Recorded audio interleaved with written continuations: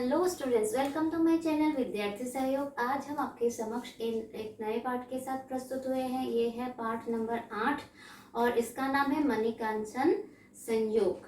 इसका लेखक है डॉक्टर अच्युत शर्मा जी। ठीक है, मणिकांचन संयोग मतलब मिलन। ठीक है, जब किसी एक चीज आके दूसरे चीज से मिलते हैं या एक व्यक्ति या दूसरे व्यक्ति से मिलते हैं, उसको संयोग कहा जाता है। आज हम मणिकांचन संयोग के बारे में पढ़ेंगे। तो क्या है यहाँ जो ये पाठ है, इस पाठ का शिक्षण बिंदु क्या क्या है, इसमें है शंकर देव और माधव देव का महामिलन। ठीक है, इस पाठ का आधार ही क्या है, शंकर देव और माधव देव जी का जो मिलन हुआ था, तो उसके उसी को आधार बनाकर ये मणिकांचन संयोग लिखा गया है। दूसरा है कि इसमें क्या है, असम भूमि का सांस्कृतिक जीवन और उसका व्यापक प्रचार किस तरह हुआ था, किन्होंने किया था, उस बात पर हम थोड़ा ध्यान देंगे इस पाठ में। वैष्णव गुरु श्रीमंत शंकर देव और शाक्त माधव देव का महामिलन असम के सांस्कृतिक इतिहास की कदाचित सर्वाधिक महत्वपूर्ण घटना है। ठीक है, यहाँ शाक्त माधव देव का मतलब क्या है, शाक्त शक्ति का उपासक, जो शक्ति का उपासना करते हैं उसे शाक्त कहा जाता है। इस अतुल्य घटना से एक और दोनों महान विभूतियों के जीवन और कर्म प्रभावित हुए, तो दूसरी और इसके परिणाम स्वरूप असम भूमि का सांस्कृतिक जीवन व्यापक रूप से क्या हो गया, संजीवित हो उठा। इन लोगों के महामिलन से क्या हो गया, असम के जो सांस्कृतिक जीवन है वो क्या हो गया, उज्जीवित हो गए, मतलब खिल उठा। इतना था तो बड़ा हो गया, उनका प्रचार हुआ, प्रसार हुआ, सब हो गया। ठीक है, प्रस्तुत लेख में इस महामिलन के पृष्ठभूमि में घटित घटनाओं का सजीव एवं रोचक वर्णन किया गया है। लेकिन ये जो महामिलन हुआ था, ये किस घटना से हुआ था, किस प्रकार माधव देव शंकर देव जी के प्रति आसक्त हुए, कैसे उनके प्रिय पात्र बन गए, तो यही हम आज पढ़ने जा रहे हैं। श्री माधव देव की मातृभक्ति, बलि विधान की असारता, पूर्ण समर्पण पर आधारित भक्ति की महत्व, गुरु शिष्य का पवित्र संबंध जैसी बातें इस लेख में मूर्त होती है। ठीक है, तो अभी हम पढ़ने जा रहे हैं कि शंकर देव और माधव जी का जो महामिलन हुआ था कैसे हुआ। इसमें एक खूबसूरत कहानी है जो पढ़ने में आपको भी मजा आएगा और मुझे भी मजा आएगा। तो अब देखते हैं कैसे हुआ। महाबाहु ब्रह्मपुत्र के गोद में बसा विश्व का सबसे बड़ा नदी द्वीप कौन सा है, माजुली है। इसी में स्थित है धुआहटा बेलगुड़ी नामक वो पवित्र स्थान, जहाँ एक शरण भगवती वैष्णव धर्म के प्रवर्तक श्रीमंत शंकर देव और परम शाक्त माधव देव का महामिलन हुआ था।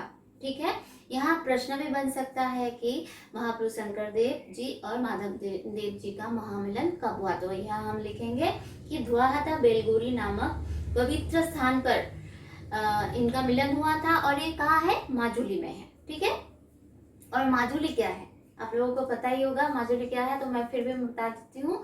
माजुली क्या है, नदी द्वीप है। और शंकर देव जी का यहाँ दिया है, जन्म कब हुआ था, 1449 में हुआ था। मृत्यु कब हुआ था, 1568 में। और माधव देव जी का 1489 में हुआ था, और मृत्यु कब हुआ था, 1596 में। ठीक है, यह महामिलन मध्ययुगीन असम का ही नहीं, अभी तो असम भूमि की संपूर्ण सांस्कृतिक इतिहास की संबद्ध सर्वाधिक महत्वपूर्ण घटना है। ये जो इन लोगों का महामिलन हुआ था, ये असम के बहुत महत्वपूर्ण, सर्वाधिक महत्वपूर्ण, मतलब अत्याधिक महत्वपूर्ण घटना है। क्योंकि अगर इन दोनों का महामिलन नहीं होता तो शायद असम की संस्कृति इतने आगे नहीं बढ़ पाती।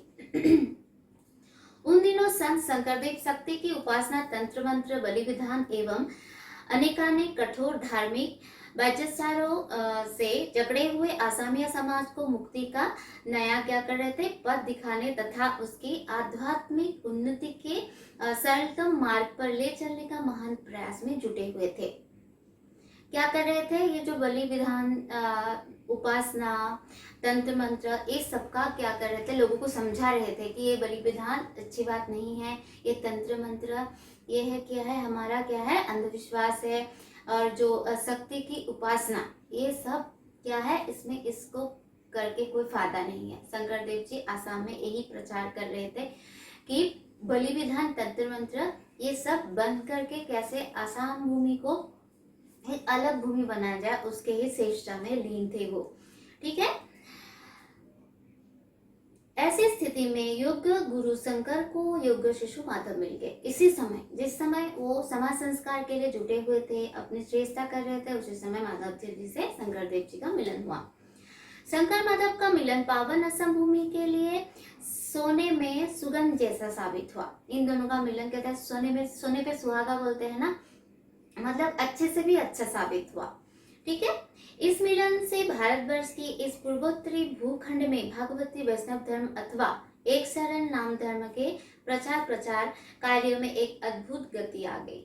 ठीक है। जैसे शंकर देव जी अकेले ही समाज के सुधार में कार्य कर रहे थे, तो अगर आके माधव देव जी जब मिल गए, तब क्या हो गया, दोनों की शक्ति एक साथ जुट हो के क्या हो गया, असम भूमि के लिए बहुत अच्छे से कार्य करने लगे।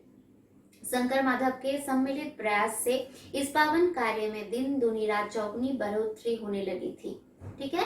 बहुत उन्नति हुआ, आसाम की संस्कृति, आसाम की समाज व्यवस्था, आसाम के लोगों में बहुत सुधार आया, बहुत सारी उन्नति का पथ प्रशस्त हुआ। सांसारिक जीवन में शंकर माधव मामा भांजे थे। ठीक है। शंकर देव क्या था, माधव देव के मामा थे और माधव देव जी भांजा थे। पर इस महामिलन के उपरांत दोनों गुरु शिष्य के पवित्र बंधन में बन गए। क्या हो गया, ये जब महामिलन हुआ तो दोनों एक दूसरे के साथ महाबंधन में बन गए। ठीक है। इसका साक्षी बना था ब्रह्मा का भरत पुत्र ब्रह्मपुत्र नद। ब्रह्मा का पुत्र क्या है, ब्रह्मपुत्र नद। ब्रह्मपुत्र हम नद में कभी कभी नदी भी कहा जाता है। ब्रह्मपुत्र नदी का पिता कौन है, ब्रह्मा जी है। महाशक्ति का आगार ब्रह्मपुत्र अपनी गोद में मामा भांजे को गुरु शिष्य बनते देखकर अत्यंत हर्षित होता था। और इसका जो शंकर माधव देव जी का जब महामिलन हुआ था, इसका साक्षी कौन था, साक्षी मतलब विटनेस, जो जैसे हम और एक अलग व्यक्ति किसी संधि कर रहे हैं या किसी कार्य से जुटे हैं, तो कोई तीसरा आदमी अगर हमारे पास हो तो वो क्या हो जाता है, हमारी साक्षी बन जाता है। तो इससे शंकर देव और माधव जी के जो ये महामिलन था, उसका साक्षी कौन था, ब्रह्मा का पुत्र ब्रह्मपुत्र नद। इससे ब्रह्मपुत्र नद बहुत खुश हुआ था। उसने इस महामिलन के उमंग रस को बंगाल की खाड़ी से होकर हिंद महासागर तक पहुंचाने के लिए अपनी लोहित जलधारा को आदेश दिया था। क्या हो गया, वो इतना खुश हो गया तो अपने मतलब जलधारा को उसने क्या किया, बंगाल से होके, मतलब पश्चिम बंग से होके क्या हो, खाड़ी से होके हिंद महासागर तक पहुंचने की क्या आज्ञा दे कि ऐसे ऐसे करके ऐसे जाओ। ठीक है। असमिया साहित्य के सामान्य हत्याक्षर रसराज लक्ष्मीनाथ बेजबरुआ ने शंकर माधव के महामिलन को मणिकांचन संयोग की आज्ञा से अभिव्यक्त किया था। ये जो शंकर देव जी और माधव जी की महामिलन है, इसको लक्ष्मीनाथ बेजबरुआ ने मणिकांचन संयोग की जो उपाधि उससे नवाजा था, उससे सम्मानित किया था, अभिहित किया था। इस महामिलन की भूमिका के रूप में घटित घटनाएं बड़ी ही रोचक है। ये जो महामिलन है, इसमें एक घटना है और ये घटना क्या है, बहुत ही रोचक है। श्रीमंत शंकर देव की सचेरी बहन मनोरमा और बहनोई गोविंद गिरी अथवा दिघलपुरिया गिरी के सुयुक्त पुत्र कौन थे, माधव देव थे। चचेरी बहन मतलब चाचा की बेटी, शंकर देव की चाचा की बेटी कौन थी, माधव देव की माँ थी। और माधव देव जी के पिता का नाम क्या था, दिघलपुरिया गिरी।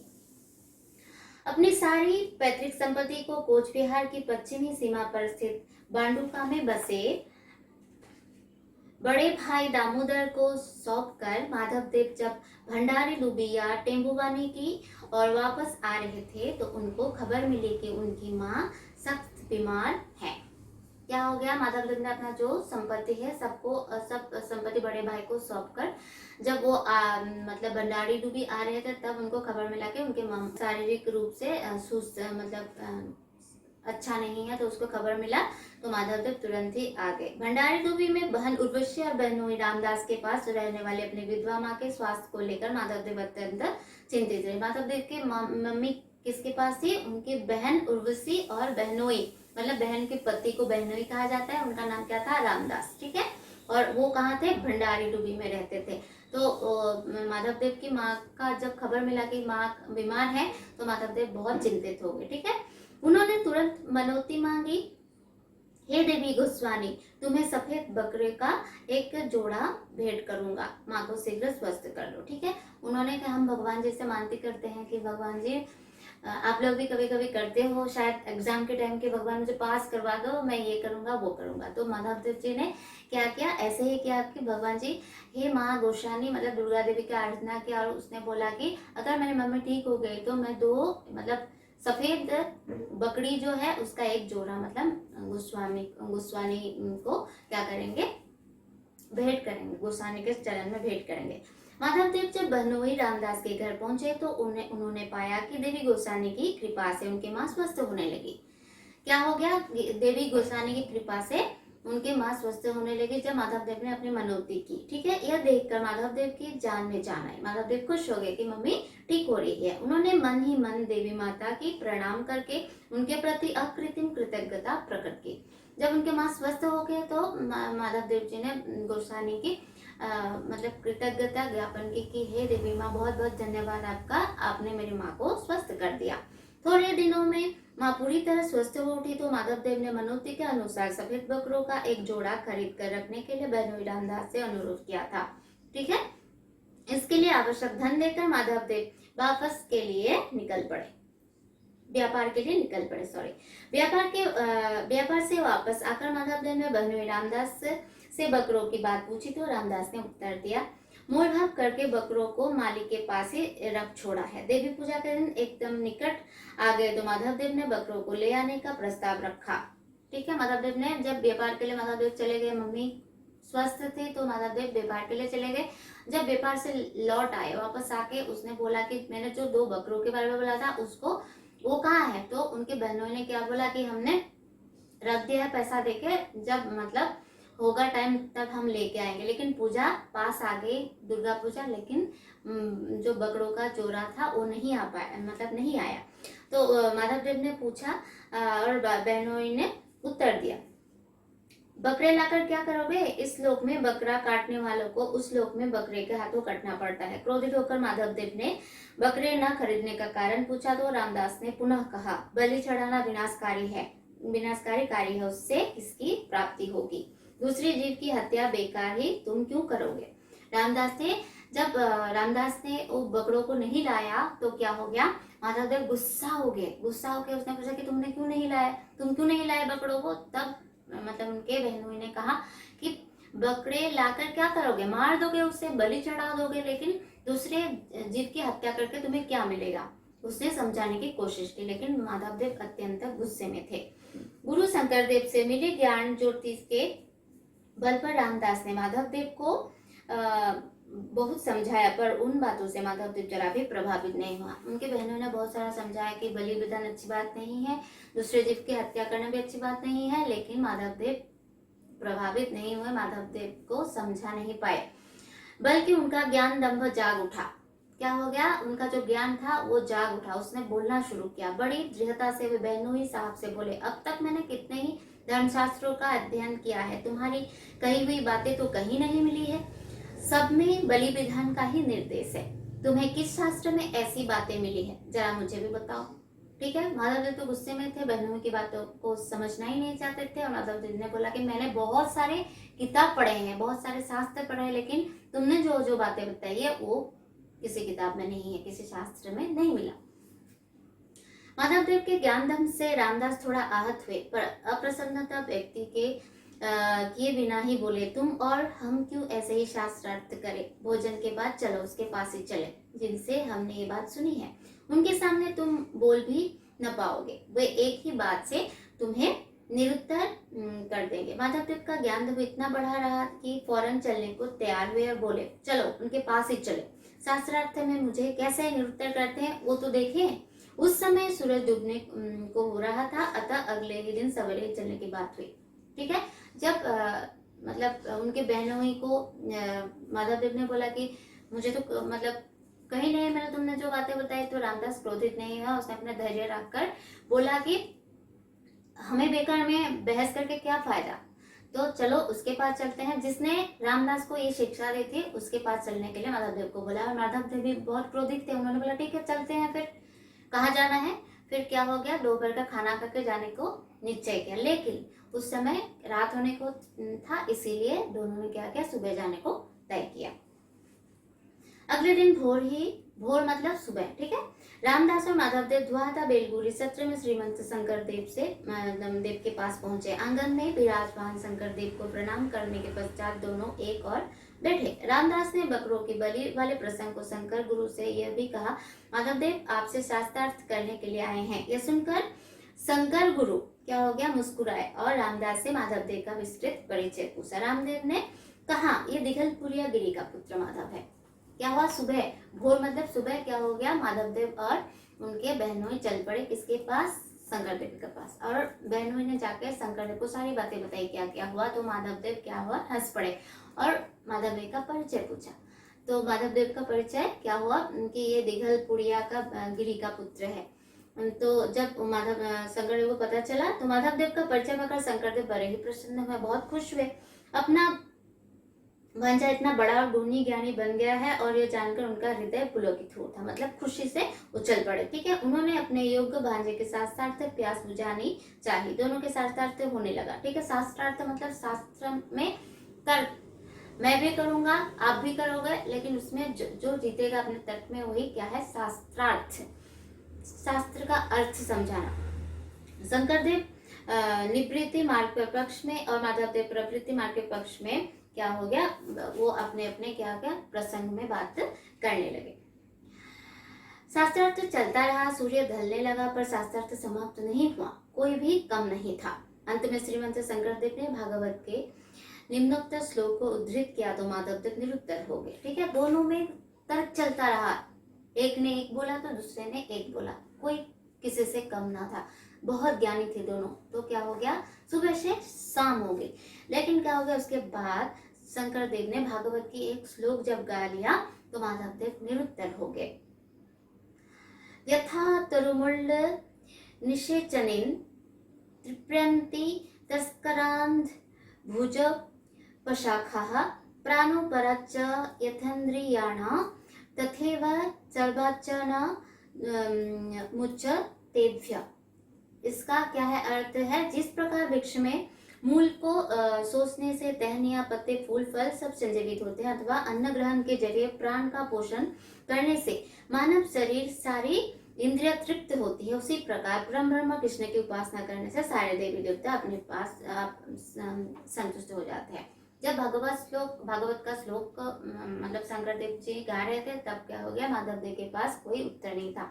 इस श्लोक का क्या अर्थ है कि अगर पेड़ की डाली में पानी देने से नहीं है, अगर क्या है उसके जो जड़ है उसमें अगर पानी डालोगे तो क्या हो जाएगा, उसके पत्ते, उसके जो फल है सब तृप्त हो जाएगा। उसी तरह क्या है, मानव शरीर में भी अगर हम खाना खाते हैं तो हमारा मन, हमारा तन सब हम प्रफुल्लित हो जाता है। ठीक है, तो बोला है कि एक ही भगवान की पूजा करने से सबको मिल जाता है। जैसे एक शरण भगवत धर्म, मतलब एक ही ईश्वर, एक ही नाम। तो महापुरुष शंकर देव ने इस बातों से माधव देव जी को क्या कर दिया, मुग्ध कर दिया। तो स्टूडेंट्स, आज हम मणिकांचन संयोग पाठ का पहला जो भाग है वो हमने समझा दिया। पूरा पाठ समझाने के लिए वीडियो बहुत लंबा हो जाएगा, तो आप लोगों को भी पढ़ने में कठिनाई हो सकती है। तो इसी वजह से ये जो पार्ट 1 है ये ही समाप्त होता है। आशा रखते हैं कि आप लोगों को समझ में आया होगा। ये बहुत रोचक कहानी है। अगर इसमें भी कोई कठिनाई आए तो प्लीज़ आप लोग मुझे कमेंट बॉक्स में कमेंट कर सकते हैं। और फिर मिलते हैं हम दूसरे पार्ट को लेके, मणिकांचन संयोग का दूसरा वीडियो में हम फिर मिलते हैं। आज के लिए इतना ही। Thank you.